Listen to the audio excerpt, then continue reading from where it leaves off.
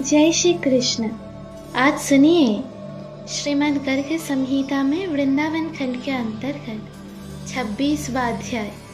श्री कृष्ण का विरजा के साथ विहार, श्री राधा के बहस से विरजा का नदी रूप होना, उसके 7 पुत्रों का उसी के साप से 7 समुद्र होना तथा राधा के साप से श्रीदामा का अंशतः शंखचूर होना। श्री बहुलाश्व ने पूछा, महामती देवर्षि, आप परावर वेत्याओं में श्रेष्ठ है, अतः बताइए कि अघासुर आदि दैत्यों का युति तो भगवान श्री कृष्ण में प्रविष्ट हुई थी, परंतु शंखचूर का तेज श्रीदामा में लीन हुआ। इसका क्या कारण है? अहो, श्री कृष्णचंद्र का चरित्र अत्यंत अद्भुत है। श्री नारद जी बोले, महामते नरेश, ये पूर्व काल में घटित गोलोक का वृत्तांत है, जिसे मैंने भगवान नारायण के मुख से सुना था। ये सर्व पापहारी पुण्य प्रसंग तुम मुझसे सुनो। श्री हरि के 3 पत्नियां हुई, श्री राधा, विजया अर्थात विरजा और भूदेवी। इन तीनों में महात्मा श्री कृष्ण को श्री राधा ही अधिक प्रिय है। राजन, एक दिन भगवान श्री कृष्ण एकांत कुंज में कोटि चंद्रमाओं की सी कांति वाले तथा श्री राधिका सादृश सुंदरी विरजा के साथ विहार कर रहे थे। सखी के मुख से यह सुनकर कि श्री कृष्ण मेरी सौत के साथ है, श्री राधा मन ही मन अत्यंत खिन्न हो उठी। सपत्नी के सौख्य से उनको दुख हुआ। तब भागवत प्रिय श्री राधा 100 योजन विस्तृत, 100 योजन ऊंचे और करोड़ों अश्विनियों से जुते हुए कोटि सूर्य तुल्य कांतिमान रथ पर, जो करोड़ों पताकाओं और सुवर्ण कलशों से मंडित था तथा जिसमें विचित्र रंगों के रत्न, सुवर्ण और मोतियों की लड़ियां लटक रही थी, अरूढ़ हो 10 अरब वेत्र धारिणी सखियों के साथ त्वकार श्री हरि को देखने के लिए गई। उस निकुंज के द्वार पर श्री हरि के द्वारा नियुक्त महाबली श्रीदामा पहरा दे रहा था।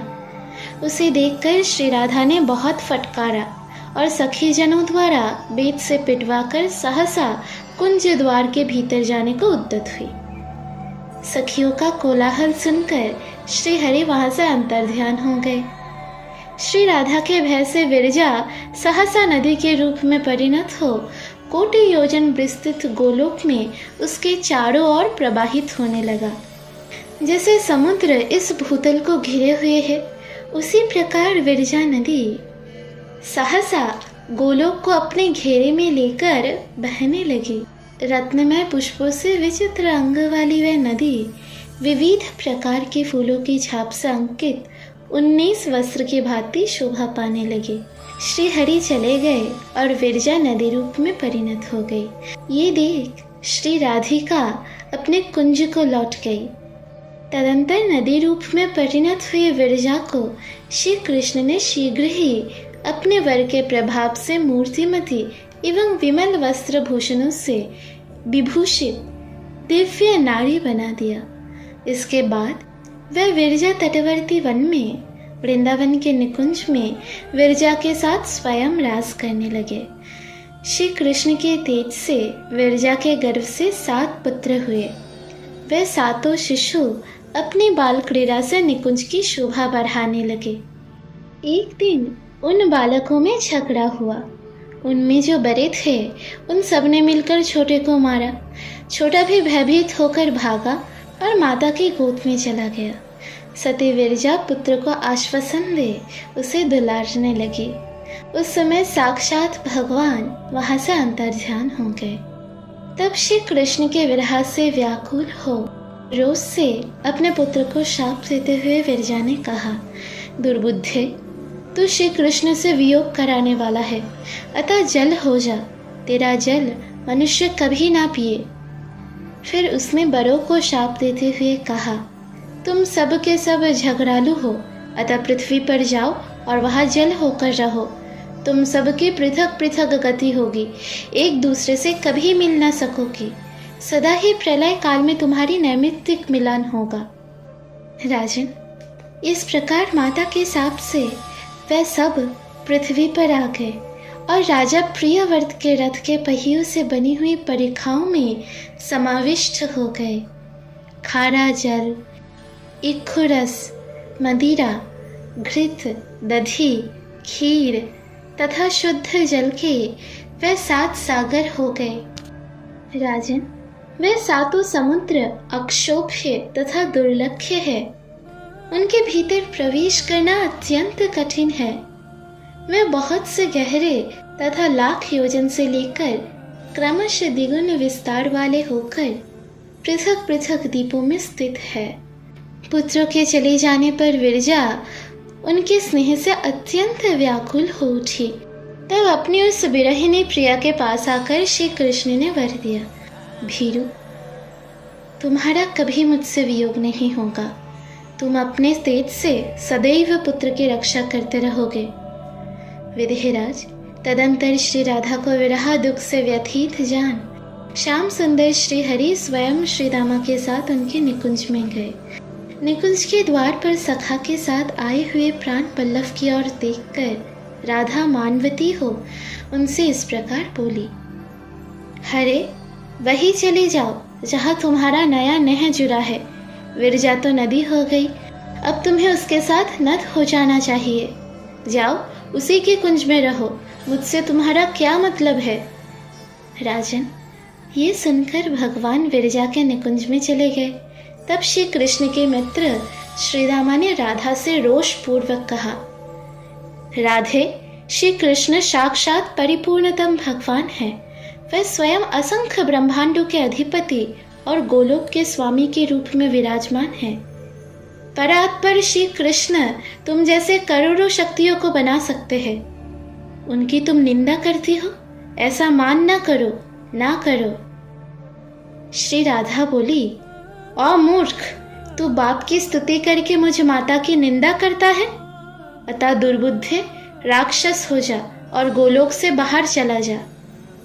श्री रामा बोला, शुभे, श्री कृष्ण सदा तुम्हारे अनुकूल रहते हैं, इसीलिए तुम्हें इतना मान हो गया है। अतः परिपूर्णतम परमात्मा भगवान श्री कृष्ण से भूतल पर तुम्हारा 100 वर्षों के लिए वियोग हो जाएगा, इसमें संशय नहीं है। इस प्रकार परस्पर शाप देकर अपने ही करने से भयभीत हो जब राधा और श्री रामा अत्यंत चिंता में डूब गए, तब स्वयं भगवान श्री कृष्ण वहां प्रकट हुए। भगवान ने कहा, राधे, मैं अपने निगम स्वरूप वचनों को तो छोड़ सकता हूँ, किंतु भक्तों की बात अन्यथा करने में सर्वथा असमर्थ हूँ। कल्याणी राधिके, शोक मत करो, मेरी बात सुनो। वियोग काल में भी प्रतिमास एक बार तुम्हें मेरा दर्शन हुआ करेगा। वराह कल्प में भूतल का भार उतारने और भक्तजनों को दर्शन देने के लिए मैं तुम्हारे साथ पृथ्वी पर चलूंगा। श्री दामन, तुम भी मेरी बात सुनो। तुम अपने एक अंश से असुर हो जाओ। विवस्वत मनवंतर में रास मंडल में आकर जब तुम मेरी अवहेलना करोगे, तब मेरे हाथ से तुम्हारा वध होगा, इसमें संशय नहीं है। तत्पश्चात फिर मेरे वरदान से तुम अपना पूर्व शरीर प्राप्त कर लोगे। राजन, इस प्रकार शापवश महातपस्वी श्रीदामा ने पूर्व काल में यक्ष लोक में सुधन के घर जन्म लिया। वह शंखचूड़ नाम से विख्यात हो यक्षराज कुबेर का सेवक हो गया।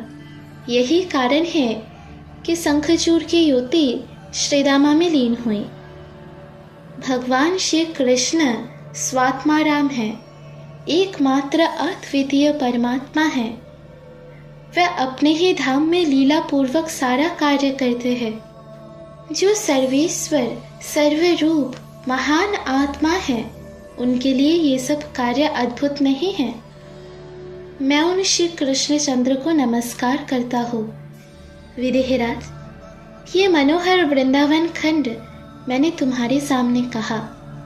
जो नरश्रेष्ठ इस चरित्र का श्रवण करता है, वह पुण्यतम परम पद को प्राप्त करता है। इस प्रकार श्री गर्ग संहिता में वृंदावन खंड के अंतर्गत श्री नारद बहुलाश्व संवाद में शंखचूड़ उपाख्यान नामक 26वां अध्याय पूरा हुआ। आज वृंदावन खंड संपूर्ण हुआ। अगले दिन से आप लोग सुनेंगे गिरिराज खंड के अंतर्गत पहला अध्याय, श्री कृष्ण के द्वारा गोवर्धन पूजन का प्रस्ताव और उसके विधि का वर्णन। सुनते रहिए श्रीमद् गर्ग संहिता। राधे राधे।